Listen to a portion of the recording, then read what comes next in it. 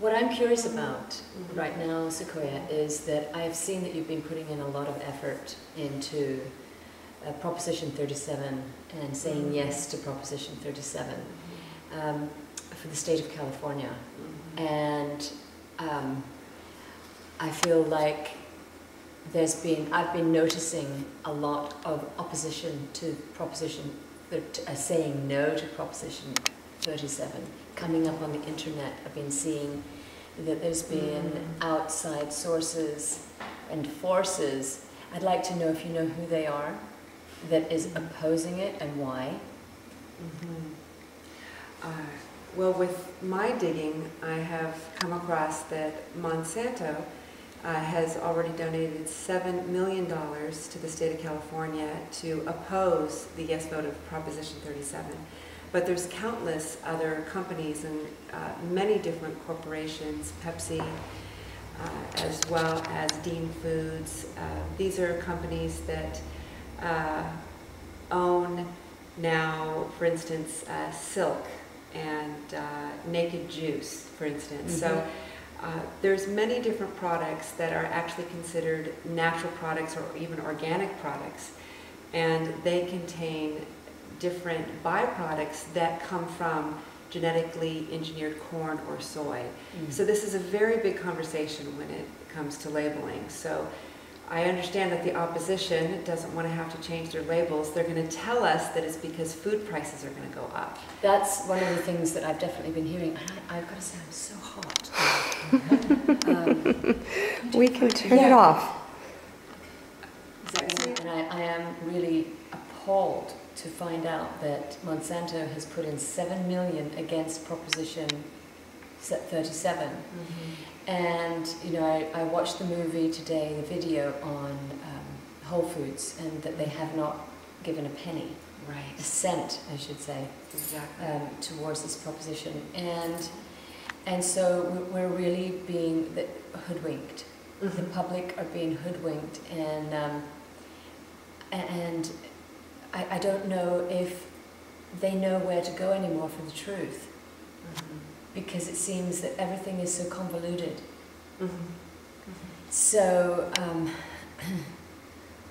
what do you feel is the biggest challenge? Is it the finances, like the lack of funds, that is the biggest challenge? Is it the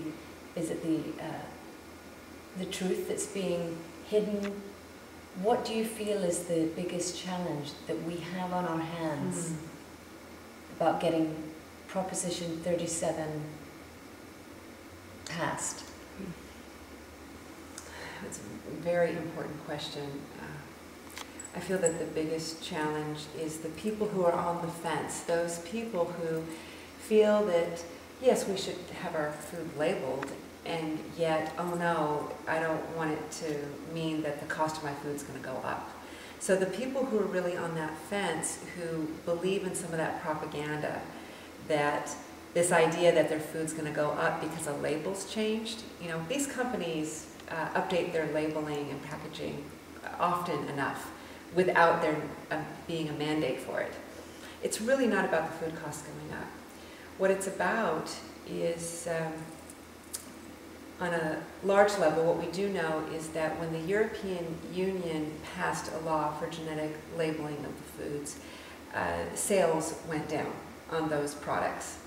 So, rightfully so. Rightfully so. And so this $7 million is a campaign to scare people into thinking that it's in their best interest to not have the food labeled, because it's really about these multinational monopoly mega food corporations. They're all in bed together with biotech. It's about protecting their sales. And so what they're going to do is they're going to try to position people into believing that the cost of food is going to go up. And the cost of food has been going up, but not for those reasons. So they're going to play people in their vulnerability, play people in their fear. So, is there any truth in what they're saying as far as why are they saying the food is going to go up? Because of the labeling, the change of labeling, is that it? Yes. Change of packaging. Because they're saying it's like going to go up by about $350 a year.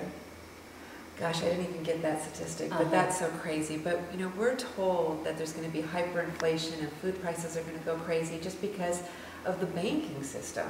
So this is just one part of a house of cards falling down. Let's talk about the reality of genetically modified foods in our home and in our bodies over time.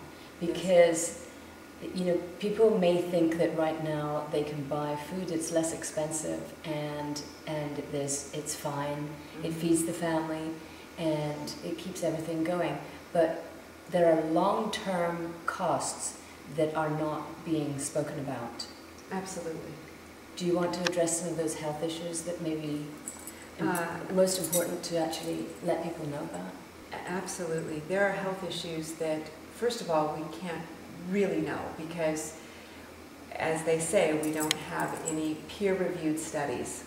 The first peer-reviewed study just came out on September 21st, 2012 by a group of French scientists, and they have concluded that the specific genetically engineered corn that is made into corn tortillas and corn snack chips and corn cereal that are going into children's bodies, that specific type of corn is definitely having an effect in compromising the liver, the kidneys, the digestive tract, and most of all the increase of tumors in the mammary glands of the female rats. Now, when this study came out, we knew that there was going to be, of course, a backlash from the pro-genetically engineered, camp, we'll say.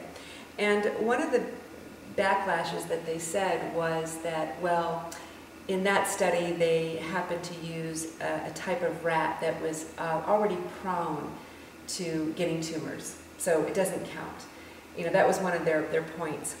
And I thought, gosh, that's so funny, because aren't there women who are prone to getting tumors? Exactly, good point. And if I was a woman prone to getting cancerous tumors, and these rats were dying of cancerous tumors, in fact, this corn was affecting the feminine population, the female population of rats, by a much larger percent than the male population. So if I was a woman, I would want to know this. I would want to know because of my children as well, my girls. I mean, so silly things when they were saying that that the study, that the way that they laid out the languaging for the study was too convoluted. I mean, come on. We know that scientific studies, and these are known scientists poking fun at a way another scientist is using languaging. It just seems very odd. Well, I think it's a way of distracting, and it's a common cheap shot. But I think if we don't know what it is that the genetically modified foods are going to do to our bodies over time, there needs to be a moratorium put on genetically modified foods until we do know. And that moratorium should be a minimum of 10 years so that we can do the tests. But with companies like Monsanto putting in $7 million to stop Proposition 37, they're probably willing to put in a lot of money to create their own scientific studies, if they haven't already, to bamboozle the public and the science magazines where these reports have to be, these reviews have to be released into. So how do we really get the word out? I mean, this is a big push for California. To get California to make this stand is enormous.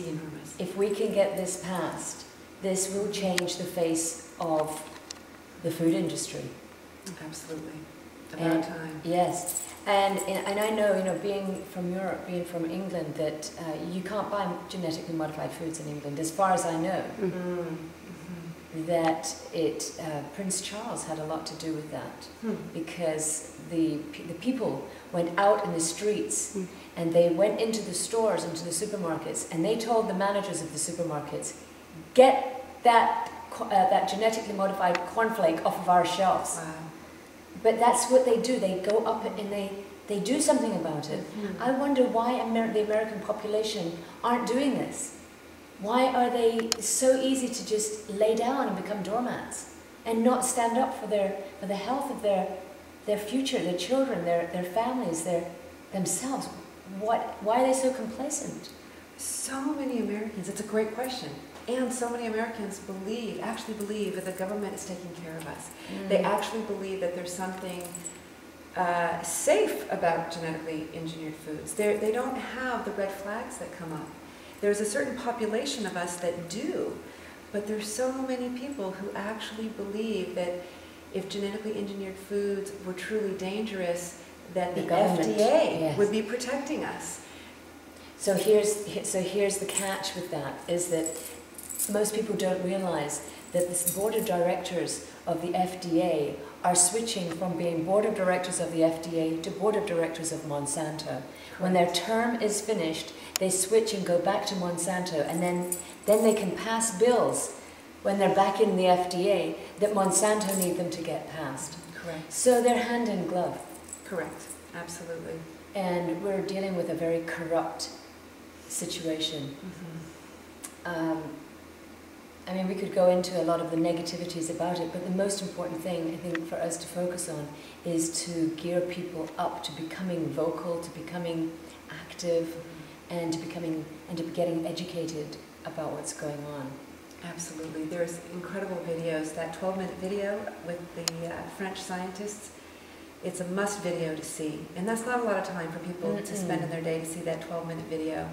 And another video that's really fantastic is the one that says, vote yes on Prop 37, and it's an expose of Whole Foods.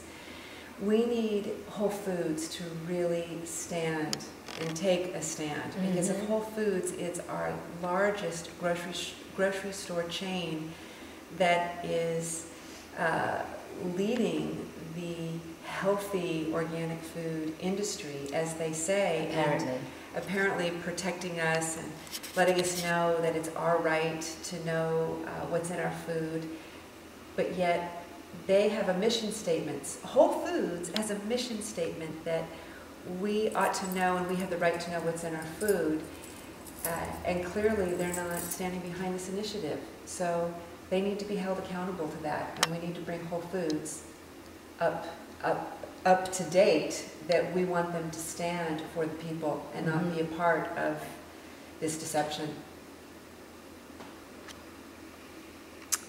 Thank you both so much for this moment, and I think that would be a great thing for people to watch after this, are those two videos. Would you like to say what they are one more time? Yes, it's the expose on Whole Foods for voting yes on Prop 37, and the French scientists, the 12-minute video showing the details of that rat study. So very informative. Thank you both so much.